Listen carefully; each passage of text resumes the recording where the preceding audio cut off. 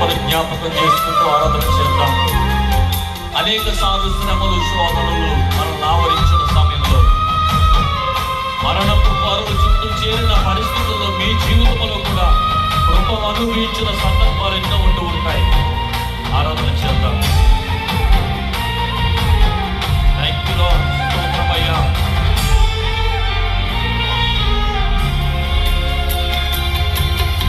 శ్రమలు శోధనలు నన్నావరింపగా, అజ్ఞానము చేనే హీనమవ్వగా, మరణపు కోరలు నా చుట్టూ చేరగా, నీ కృపతో నన్ను బ్రతికించితివే.